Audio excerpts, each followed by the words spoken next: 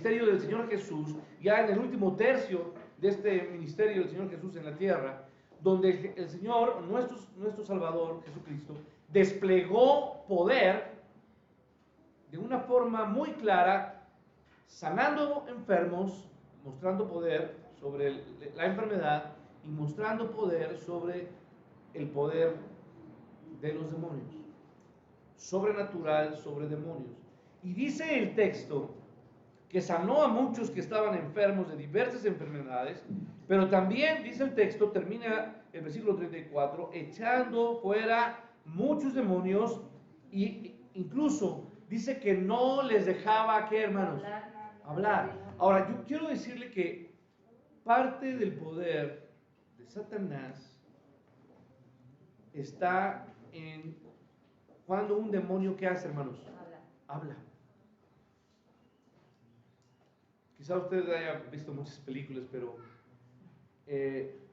cuando un demonio no se le permite hablar, tiene poder limitado.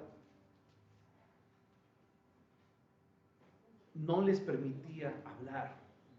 Y dice el texto, porque le conocía. Hay una demostración clara. Pero me regreso un poquito. Verso 43, vamos ahora sí a nuestro pasaje, Lucas 9. Y el texto nos dice, me ayudan con las cortinas, por favor. El verso 43 dice, y todos, dice el texto, se admiraban de la grandeza de Dios y maravillándose todos de todas las cosas que hacía, dijo a sus discípulos que, lea conmigo, hacer que os penetren bien en los oídos estas palabras, porque acontecerá que el Hijo del Hombre será entregado en manos de hombres, mas ellos no entendían estas palabras, pues les estaban veladas para que no y temían preguntarle sobre esas palabras. A ver, la primera parte del verso 43 nos dice que todos ¿qué, hermanos? Se admiraban, se maravillaban. Y yo le dije que la palabra griega aquí, si usted recuerda, era eclepso, en el griego. Esta palabra deja notar claridad de que ellos se habían quedado paralizados y más bien que no había capacidad, ¿qué, hermanos? Lógica, humana, para entender las cosas que ellos estaban, ¿qué? Viendo, presenciando. Ahora, hermano, hoy en día usted puede ser engañado, podemos ser engañados en aspectos visuales, ¿cierto o no, hermano? La ciencia ha desarrollado muchas cosas que usted es capaz de ver cosas que no son ciertas, ¿cierto? Pero en ese momento no había engaño ni científico ni capacidad de alguna forma para engañar. Lo que ellos estaban viendo es lo que estaba exactamente sucediendo.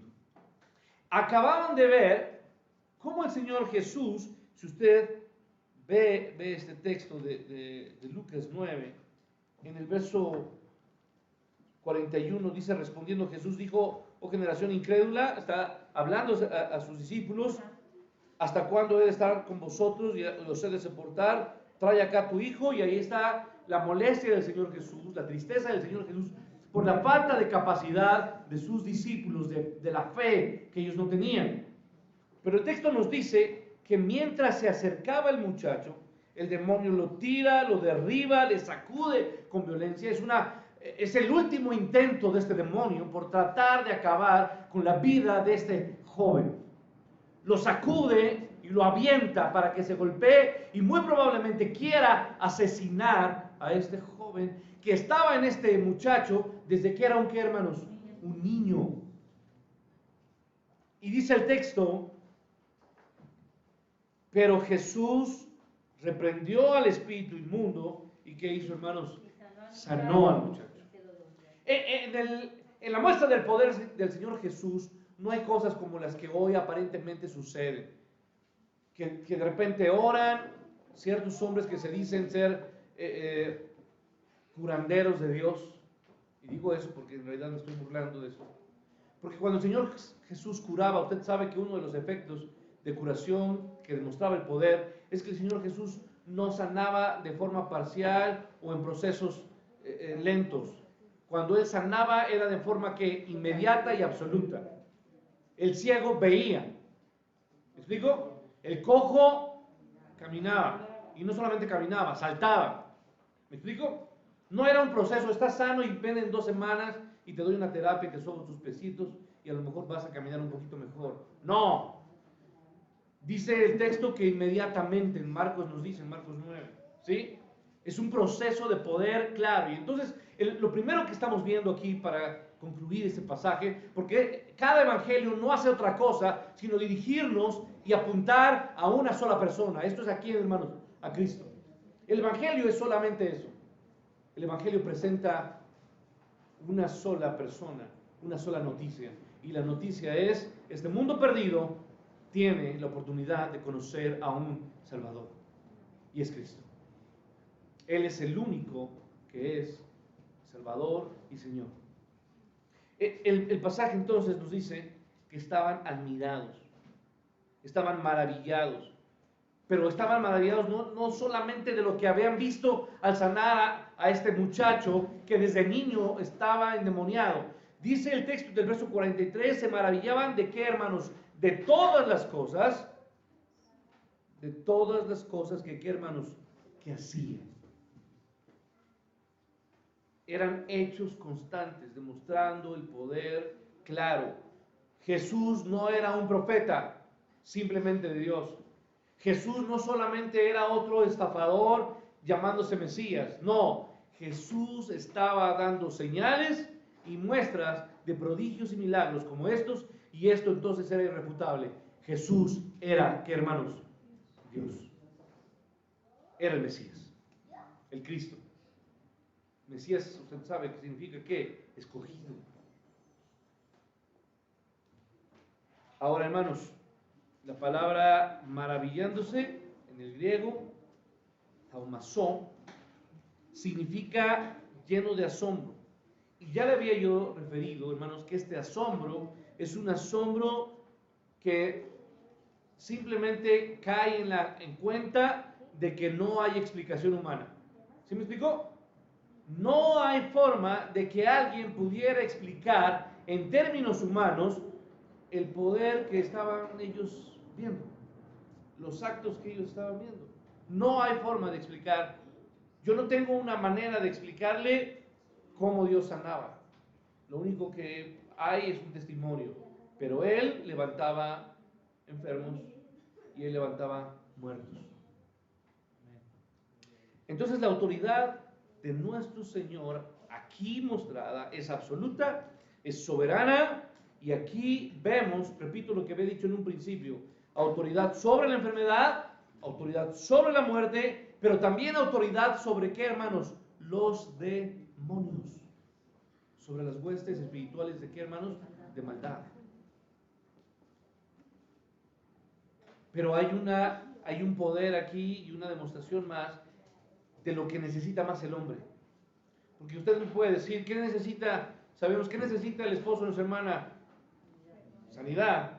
Pero ese no es el problema más grande que pueda tener un hombre. Ni siquiera un demonio en la vida de una persona, ¿o sí? No. El problema más grande que tiene un hombre es su pecado.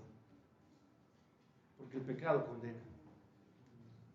Porque es el pecado entonces el que me arrastra y me condena eternamente al fuego eterno, al infierno, en aquel lugar, con Satanás y los demonios. Entonces, el Señor tiene poder sobre la enfermedad, tiene poder sobre la muerte, tiene poder sobre los demonios, pero lo más importante, hermanos, nuestro Señor Jesús tiene poder sobre el pecado. Él es el único capaz de liberar, de dar libertad a los cautivos por medio de la cruz. Cuando Él paga el precio por el pecado, Él se convierte en el sustituto, en el que justifica, ¿sí? En el que paga. Él es, como lo describe Pedro, Él es el cordero que quita, ¿qué, hermanos? El pecado del mundo. Él es la promesa, hermanos. No solamente Él es el que cargó, sino es Él el que llevó nuestros pecados. ¿Y ustedes recuerdan esta escena de llevar? ¿Lo recuerda usted en el Antiguo Testamento? Aquel cordero donde el sacerdote ponía, ¿qué, hermanos? Sus manos. Y de esa manera lo que hacía era hacer este simbolismo de transferir el pecado del pueblo, ¿verdad? Del pueblo de Dios. Transfería al cordero. ¿Y qué hacían con ese cordero, hermanos? Lo sacaban. No lo mataban ahí. Es más, nunca lo mataban. Lo sacaban. Y el cordero obviamente moría expuesto al final. Entonces nuestro Dios es admirable porque tiene este poder admirable, ¿cierto?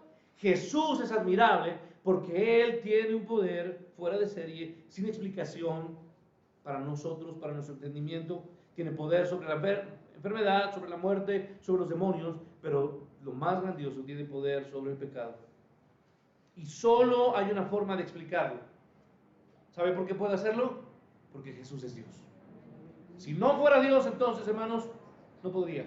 Hermanos, si dijéramos que un hombre tiene poder sobre la enfermedad, eso lo haría un gran hombre. Si dijéramos que una persona tiene poder sobre los demonios, esto le daría un poder espiritual. Si dijéramos que una persona tiene poder sobre la muerte, ok, diríamos, esta persona es espectacular.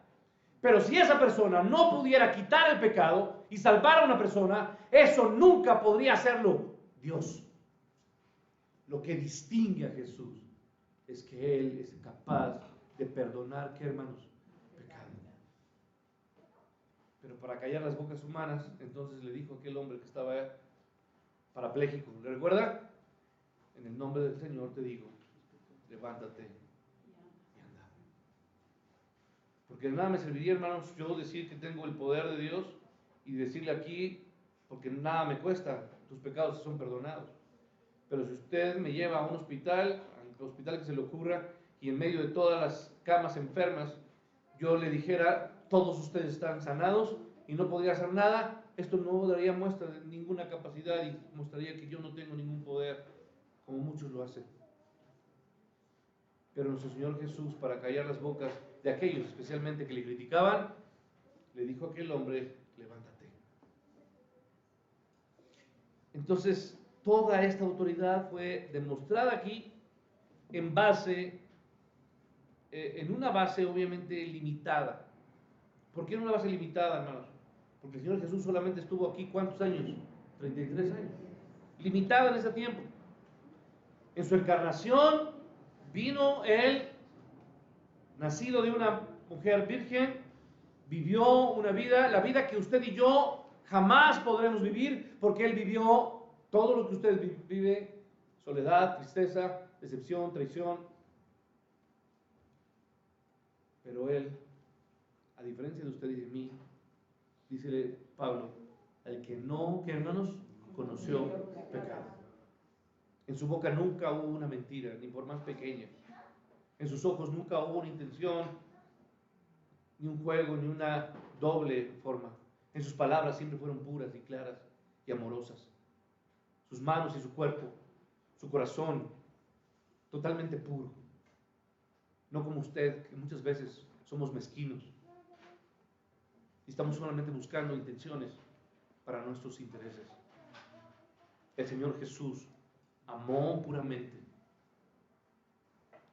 Y dice la palabra de Dios que amó a los suyos, porque a los suyos vino, pero los suyos no le recibieron.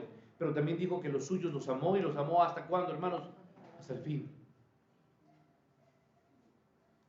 Ese poder fue demostrado de forma limitada en la encarnación, cuando vimos su presencia entre los suyos, pero después de la resurrección, hermanos, vimos un poder ilimitado, porque dice la palabra que estaban en aquel monte, ¿se acuerda cuando Él se despidió? Dice que le vieron, ¿qué, hermanos? Ascender y perderse ¿en dónde? Entre las nubes. Su autoridad entonces fue restaurada en todos los sentidos. Y entonces dice Pablo que Él fue exaltado ¿hasta dónde, hermanos? Hasta lo sumo. Él es el Cristo exaltado. Él es el que va a recibir gloria y honra, No solamente aquí, hermanos, sino cuando, hermanos, eternamente, en todo lugar. Él es el Dios de gloria. Y voy al verso 43 y avanzo. Entonces vimos admirable poder en Cristo y ahora vamos a ver su sacrificio. Dijo a sus discípulos, verso 43, ¿qué dijo, hermanos? Verso 44, haced que os, que hermanos, penetren bien en los oídos esas palabras, porque acontecerá que el Hijo del Hombre será entregado en manos de hombres. Hermano, la demostración que Jesús hizo de su poder, de su autoridad, y de forma particular lo que él hizo a este demonio que habitó en este muchacho años y que lo golpeó y que lo humilló y que obviamente el padre seguramente vivió toda su vida avergonzado porque la gente seguramente lo tachaba de que él estaba pagando una culpa o un pecado de él, ¿cierto o no? Esto obviamente cuando ven desplegar el poder del Señor Jesús, esto alimenta, escuche bien, los deseos mezquinos de sus discípulos. Y ellos obviamente luego empiezan a frotarse nuevamente las manos. ¿Qué querían ellos, hermanos? Que el reino de Israel fuera, ¿qué, hermanos? Restaurado. Que Roma fuera, ¿qué? Caída, destruida. Y que entonces el imperio judío, o el reino judío, gobernara sobre ¿qué? Sobre todo. Usted y yo tengo que cerciorarme, o más bien ser sincero. Y quizá usted y yo estamos esperando cosas, expectativas, estamos buscando tener expectativas que están fuera de lo que Dios desea. Usted está esperando ser millonario, ¿me explico? Hacer de su vida, obtener cosas. Y esto fue un problema para sus discípulos. Ellos entendían que el Mesías, en su mente, recuerde, ellos esperaban que fuera un Mesías, ¿qué, hermanos? Libertador, político, militar, por lo que para ellos era difícil despojar de su mente, de su corazón, las expectativas o las esperanzas profundas que estaban arraigadas desde que ellos eran niños, porque cuando ellos eran niños iban los sábados, ¿a dónde, hermanos? A las sinagogas, y en las sinagogas se hablaba de la promesa de un Mesías que vendría a redimir a su pueblo, un rey que gobernaría y sería soberano sobre todo, pueblo y nación. Esto lo tenían muy claro desde pequeños y entonces ellos comenzaron nuevamente a alentar sus expectativas. Y aquí es el problema.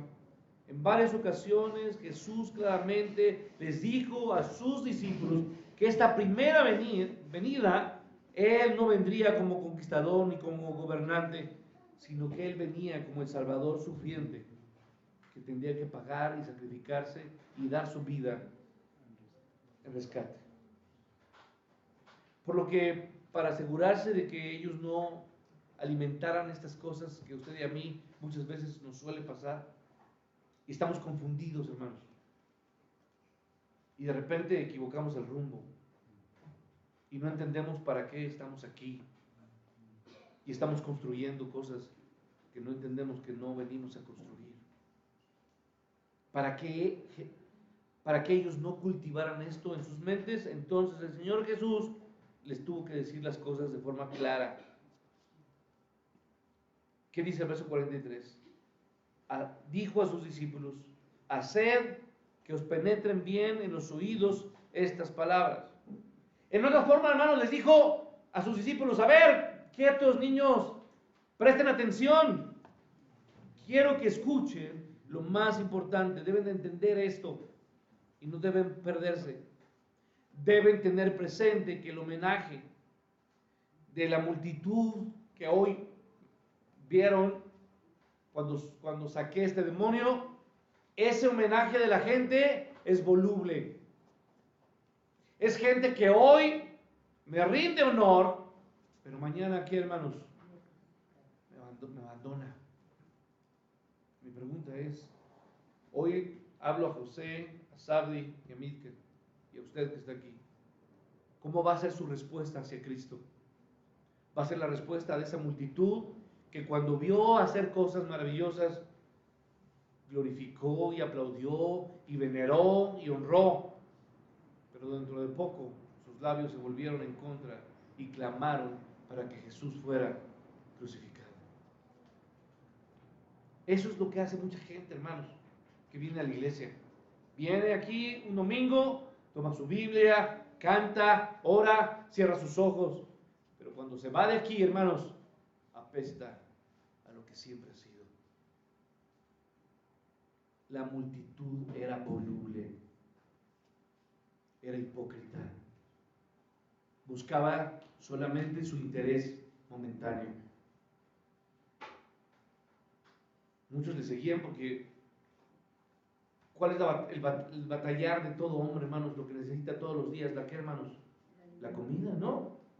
Y el Señor Jesús no necesitaba para alimentar a una multitud, ellos lo vieron, apenas necesitar unos peces o pescados y unos pocos panes, y alimentó a más de 5,000 personas. No tendrían que trabajar, usted tiene que trabajar, ¿no? Bueno, por ahí aquí un jubilado que se acuesta y se rasca su cabeza nada más y vuelve a dormirse. Pero hermanos, muchos tenemos que trabajar. Y esa gente no quería trabajar porque sabía que con Jesús podía tener lo que, hermanos, todo. Recuerda entonces que la gente es voluble, la alabanza de estas personas y la admiración y asombro era trivial y era temporal. Por esa razón, aproximadamente, yo le digo, hermanos, de este hecho, de esta sanidad o de haber expulsado a este demonio de este muchacho, apenas pasaron 6 meses y toda esa gente se volvió en contra, lo rechazó y terminó crucificándole en esa cruz. Verso 44. Dice, en aquel tiempo el Hijo del Hombre, ¿qué tenía que ser, hermanos? Entregado en manos de hombres. Aquí me detengo. ¿Quién le entregaría, hermanos? Dígame el nombre. ¿Quién le entregaría? Aquel que le besó en la mejilla. Su nombre es Judas. Él le entregó. Aquel que comió, durmió con él, que escuchó sus palabras, que vio sus milagros. Gente como usted y como yo, que se decía cercano, que le llamaba maestro, pero que terminó la palabra, que no penetró la raíz, sino que los espinos o las piedras impidieron. Hermano, no importa, puede haber mucha gente que esté muy cerca de Dios, que al final termine, ¿qué, hermanos? Traicionándole.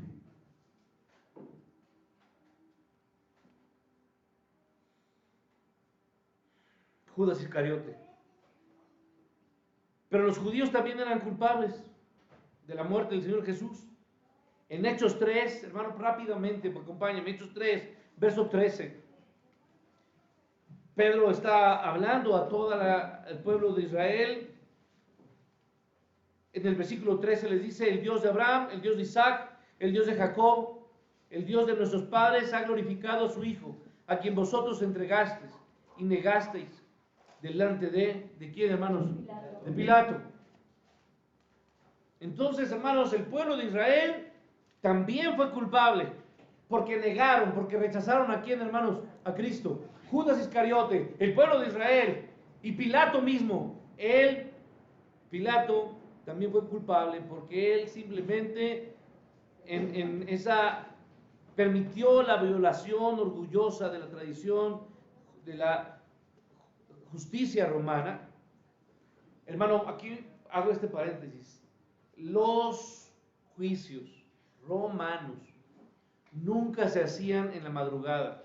Había horarios para los jueces. Había orden jurídico para aplicación de sentencias. Yo le pregunto, hermanos, ¿el Señor Jesús fue juzgado a través de un proceso ordenado, aceptable, legal? No. Y Pilato desacató y violó el procedimiento romano para juzgar a una persona que iba a ser muerta. Se dio, hermanos, a las amenazas. Porque cuando la gente nos ve, hermanos, escuche bien, ¿sabe qué pasa cuando la gente nos ve? A ver, ¿sabe qué pasa, hermanos? Cambiamos. ¿Sí o no, hermanos? Pablo fue el único que dijo, porque no me qué, hermanos, no me avergüenzo. Pero muchos de nosotros, ¿sabe qué, hermanos? Nos avergonzamos. Y frente a la gente, aquí somos unos, pero frente a la gente somos ¿qué? Somos otros.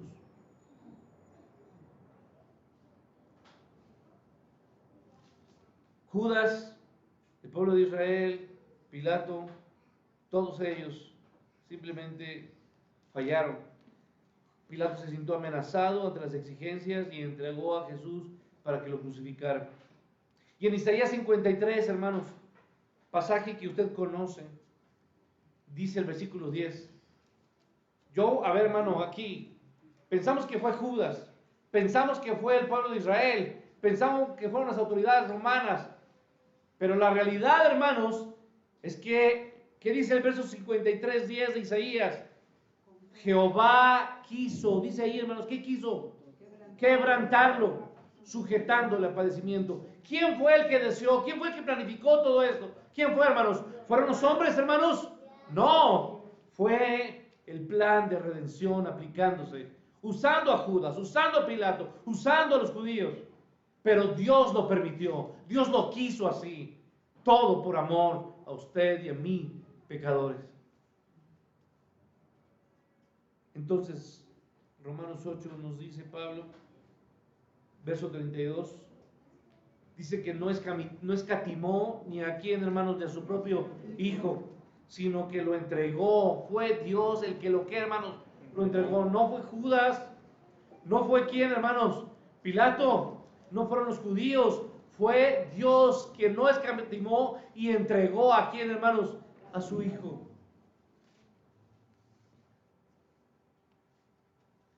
Entonces no fue cierto, como afirman los escépticos, que Jesús quiso traer el reino y falló y murió en la cruz. ¿Fue así, hermanos? El Señor Jesús falló y terminó, pobrecito, golpeado y lastimado y ofendido y escupido. Pobre hombre, creyó ser Dios. El plan de Dios fue así desde el principio.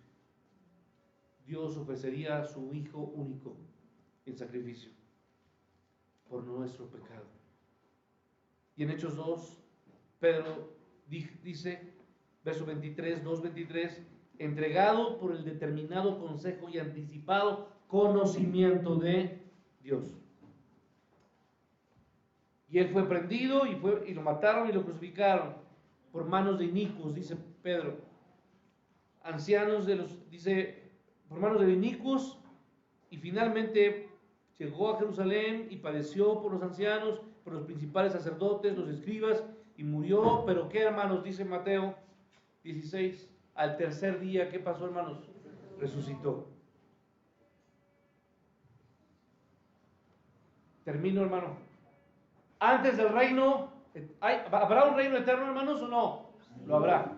Pero antes del reino eterno, tuvo que venir una cruz.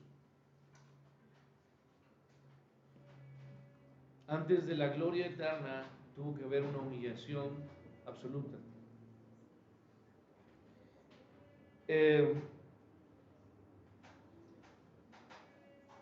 Jesús debía morir. El plan de Dios no podía dejarse a un lado. Voy a terminar, verso 45 de Lucas 9, por favor. Hemos visto el admirable poder, hemos visto el admirable sacrificio de Cristo. Jesús es admirable por ese sacrificio único y perfecto. Jesús entregado por su Padre en rescate por nosotros. Pero el verso 45, vamos a ver la última cosa que debe de causarnos admiración. Verso 45, mas ellos, ¿qué dice? No entendían esas palabras, pues les estaban, ¿qué, hermanos? Veladas para que no las entendiesen y temían preguntarle sobre esas palabras. A ver, hermano, ¿qué que el Señor les advirtiera acerca de su muerte resultó muy complicado para ellos. Era demasiado para ellos. Dice el texto que no entendían estas palabras. Les había repetido el concepto que ellos tenían sobre el Mesías. Ellos esperaban un Mesías no sufriente, sino un Mesías que, hermanos, militar, poderoso, político, con una autoridad impresionante, acabando con el Imperio Romano. Por lo tanto, estaban profundamente ellos decepcionados al entender o al poco entender acerca de lo que Jesús les decía de su muerte. Esto no cabía en su mente. Por eso no entendían lo que Jesús estaba diciendo. La idea de un Mesías que moriría no era lógico para quién, para ellos. No encajaba con el concepto de Mesías. Además, hermanos, los detalles exactos de estas inquietantes y perturbadoras palabras, dice el verso 45, palabras les estaban veladas para que no las, ¿qué, hermanos? No las entendieses. Jesús, hermano, fue tierno, fue compasivo, un sumo sacerdote que vino y a ponerse. ¿Qué hacía un sumo sacerdote? ¿Cuál era el papel de un sumo sacerdote? Aquí estaba el pueblo en pecado y Dios tenía que remitir juicio en contra de quién, hermanos, del pueblo. ¿Y qué hacía el sacerdote? Se paraba, ¿qué? En medio y le pedía a Dios que no, o que detuviera su ¿qué? Su juicio, que fuera compasivo. Eso era la tarea de un sacerdote. Entonces, sabía lo que ellos podían asimilar, pero también sabía lo que ellos no podían comprender. Y por eso mejor Jesús no explicó todo, hermano. Porque esto sería más perturbador para quién, para ellos. Hay mucha gente, hermanos, que quiere conocer el futuro, ¿sí o no? Y anda buscándolo. A ver, léame aquí. Pobre gente. Si el pasado nos causó muchos problemas, el presente nos preocupa, ¿no? La gente sin Cristo, ¿eh? El futuro, hermanos, si usted supiera que el día de mañana le va a pasar algo, pues va a estar todo histérico todo el tiempo, ¿me explico? Gracias a Dios no podemos conocer el futuro. Imagínense que yo le diga a una persona aquí, en 2 semanas su hijo va a ser asesinado. ¿Qué va a hacer usted? Va a estarse volviéndose loco. Ellos no entendían y el Señor Jesús mejor limitó lo que podía, la información que podía, porque los amaba y era un Dios compasivo. Entonces tampoco los apóstoles presionaron sobre el asunto, porque ellos temían preguntarles sobre qué, hermanos, sobre esas palabras.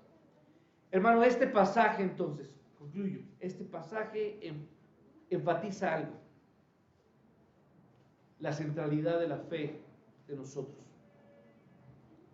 Destaca la importancia de creer que Dios hará exactamente lo que Él dijo que va a hacer, hermanos, lo que va a hacer.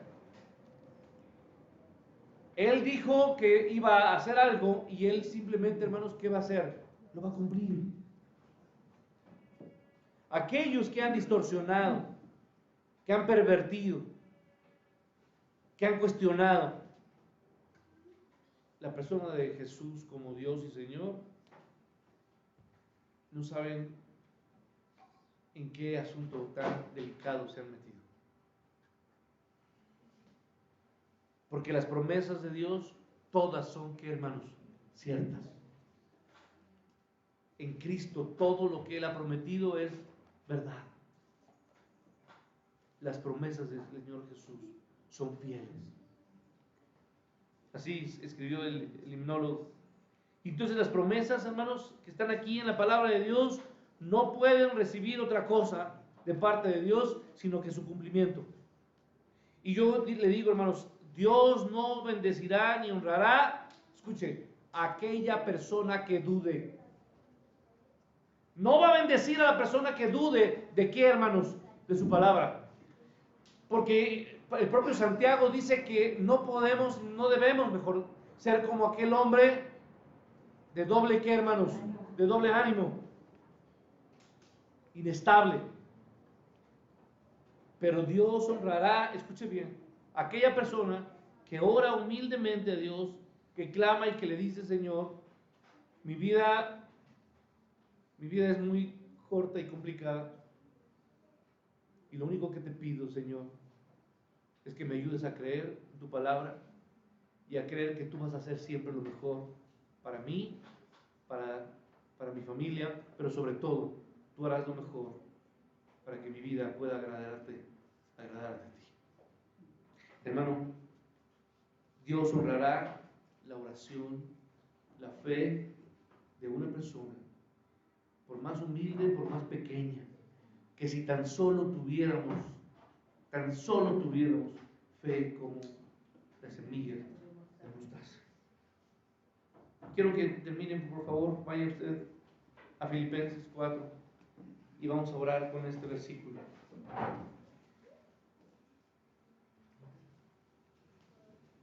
Todos debemos tener fe en Dios. Todos.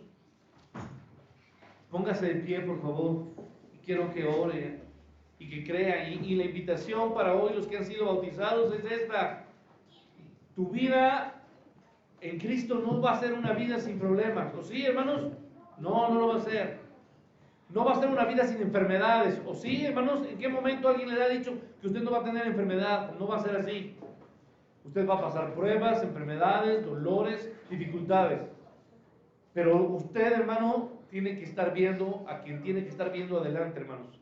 Y Cristo es el que va delante de nosotros.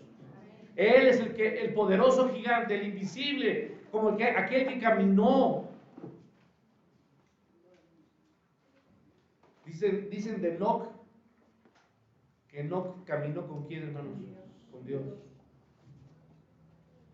Yo necesito que el pueblo de Dios aprenda a caminar ¿con quién? Con Dios. Mirando como el invisible. Y Dios, ese Dios es admirable, escuche bien, admirable en poder, admirable en su sacrificio, pero también es admirable porque cada día nos ayuda. Cada día Él despliega una ayuda a cada uno de sus hijos. Y lea conmigo entonces: mi Dios pues suplirá todo lo que os falta conforme a sus riquezas en gloria en Cristo Jesús. Este es el mensaje que quiero que quede aquellos que hoy fueron bautizados.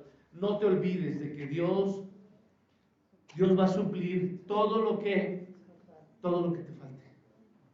Y lo va a hacer conforme a qué, hermanos, a sus riquezas en gloria en Cristo Jesús.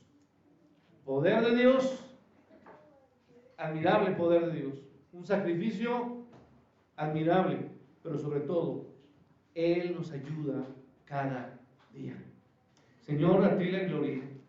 Te pido que hoy como iglesia nos acordemos y te veamos a ti, Señor Jesús, como aquel hombre que desplegó poder cuando vino. Un poder sorprendente. Y hoy por hoy sigues tú mostrando tu poder, no solamente al sanar, no solamente, Padre, al cuidarnos, sino que también demuestras el poder más grande cuando nuestros pecados son perdonados. Y un hombre va a ti en fe y te es tomado por tu mano y tú lo tomas eternamente y tú lo salvas del pecado. Padre, es admirable tu poder, es admirable tu sacrificio, tu entrega que tú diste y te entregaste por nosotros. Moriste en esa cruz, pero también es admirable la ayuda que nos das día con día y has prometido suplir toda nuestra necesidad en Cristo Jesús. Te alabamos y te bendecimos.